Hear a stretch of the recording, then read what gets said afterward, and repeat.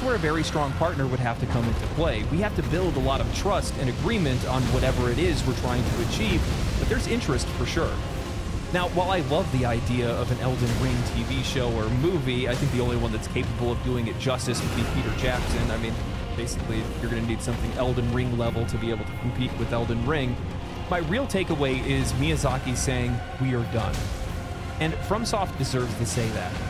Near the beginning of this video, I brought up how it requires unyielding vision to make a game as great as Elden Ring. And that relentless vision and identity of who and what From Software is as a studio and what games they aim to make is the real wake-up call for this industry. I want you to keep in mind that players and reviewers lamented about the game's difficulty at launch, and even now again with the DLC. Just recently, Bandai Namco responded to the players, telling them to just go level up their Skadootree blessings.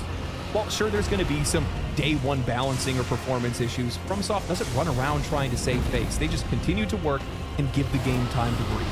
Players love the feel of playing a FromSoft game because they don't resort to the now standardized practices of hand-holding that much of the industry relies on. They are going to lead you through the game by your nose.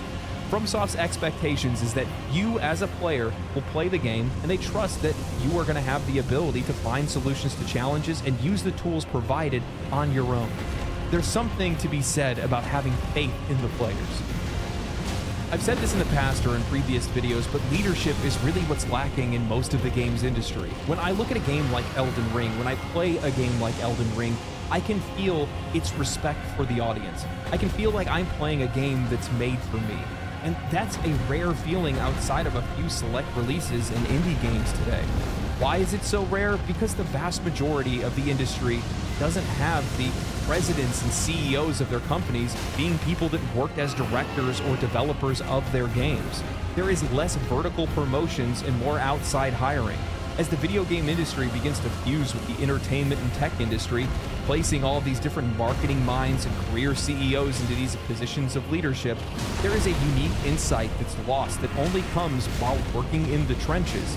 That customers aren't just customers, they're players. You're not selling a product, you're selling an experience. Experiences have identities. They can't be made for everyone. And you have to be okay with serving a target audience and not trying to grow your audience infinitely.